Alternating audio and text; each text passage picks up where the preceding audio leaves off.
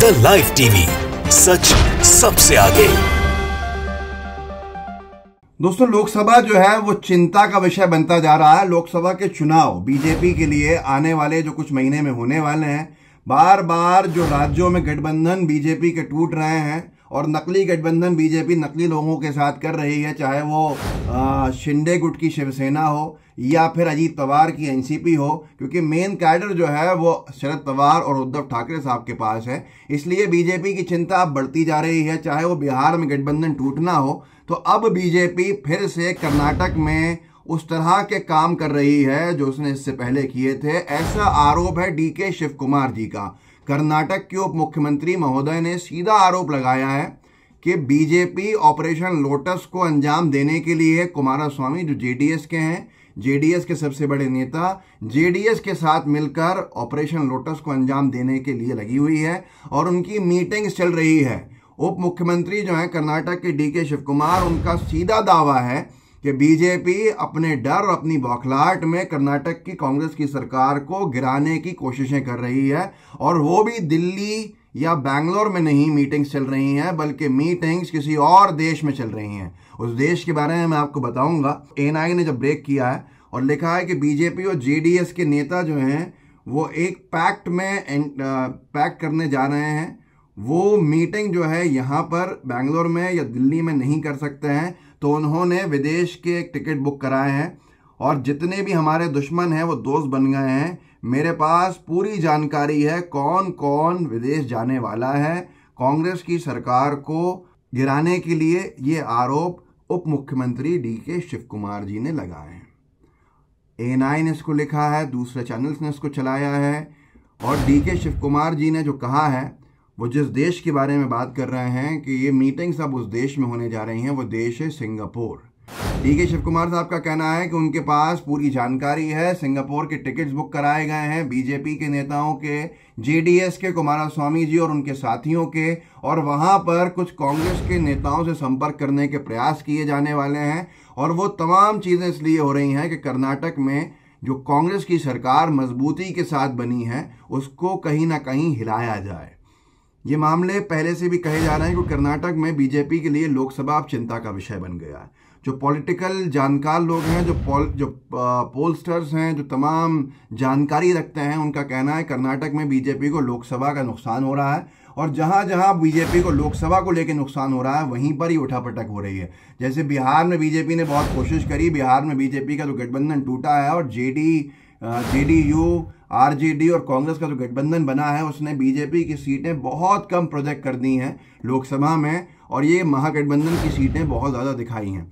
और इसी के बाद महाराष्ट्र में भी ये सी वोटर का सर्वे आया था और 2-3 सर्वेज आए थे जिसमें कहा गया था कि अगर आज चुनाव हो तो बीजेपी को लोकसभा में नुकसान पहुंचेगा महाराष्ट्र में। उसके बाद अजीत पवार जी की पार्टी को तोड़ा गया, शरद पवार साहब की पार्टी को तोड़ा गया, अजीत पवार साहब को अलग किया गया और विधायक और सांसदों को 2 गुटों के अंदर बांट दिया गया। कहीं ना कहीं सामने जो विपक्षी दल हैं उनके वोट को स्प्लिट करके बीजेपी अपना वोट इंटैक्ट करके अपनी लोकसभा की सीटों का जो आंकड़ा है वो बरकरार रखना चाहती है, लेकिन ये बहुत मुश्किल बीजेपी के लिए होता जा रहा है। और इसी वजह से अब बीजेपी इस तरह के कामों में लग रही है जो लोकतंत्र के लिए बहुत अच्छे नहीं हैं।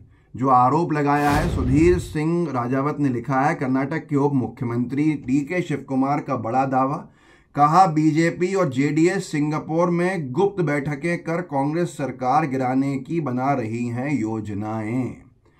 ये किसी और ने नहीं आरोप लगाया है, बल्कि कर्नाटक के उप मुख्यमंत्री डीके शिव कुमार साहब ने यह आरोप लगाया है।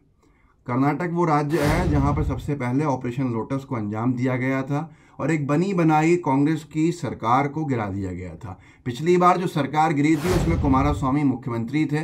कुमारस्वामी जेडीएस के और कांग्रेस के अलायंस की सरकार चला रहे थे, जो खुद ऑपरेशन लोटस का शिकार हुए थे। अब उन पे आरोप है कि वो ऑपरेशन लोटस को अंजाम देने के लिए बीजेपी से हाथ मिला बैठे हैं। अच्छा, कुछ दिन पहले वो मोदी जी से मिलने भी गए थे और ये बहुत से अखबारों ने ब्रेक किया था कि उन्होंने मोदी जी को और बीजेपी को अपना समर्थन देने का ऐलान किया था। टाइम्स अल जबरा ने लिखा था, ह्यूज कुमारस्वामी ने डिक्लेयर किया कि उनकी पार्टी बीजेपी के साथ कर्नाटक राज्य के इंटरेस्ट में काम करेगी। पूर्व बीजेपी मुख्यमंत्री बसवराज बोम्माई और कुमारस्वामी ने एक जॉइंट प्रेस कॉन्फ्रेंस जेडीएस के ऑफिस के अंदर करी, जिससे हर कोई हैरान था। और इन्होंने कहा कि और भी आगे बहुत कुछ ये कर सकते हैं। तो आप सोच लीजिए कि ये क्या करने वाले हैं, ये सब सामने दिख रहा है।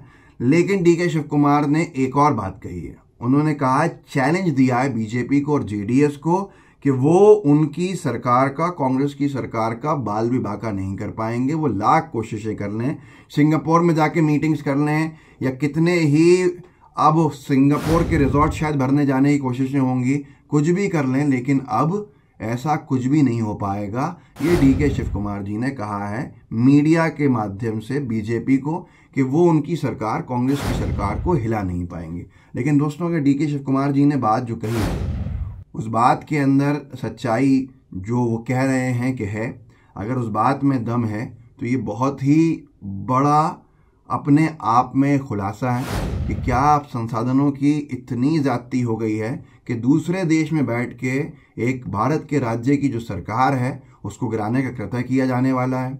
क्या विधायकों को किसी और राज्य में नहीं बल्कि देश से ही बाहर निकाल के ले जाया जाएगा कि जब तक उनका सरकार नहीं गिरा दी जाए तब तक उनको वापस देश में नहीं लाया जाए।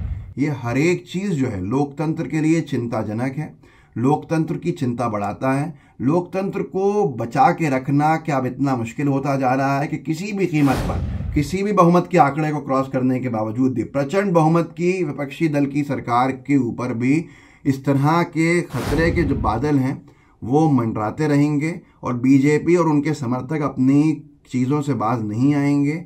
ये वाकई में एक चिंता का विषय है। चिंता का विषय इसलिए भी है कि एक राज्य दक्षिण भारत का, जहां से बीजेपी का सुपड़ा साफ हो चुका है और पूरे दक्षिण भारत से बीजेपी साफ हो गई है, उसी कर्नाटक में इतना बड़ा का खेला करने जाने वाले हैं।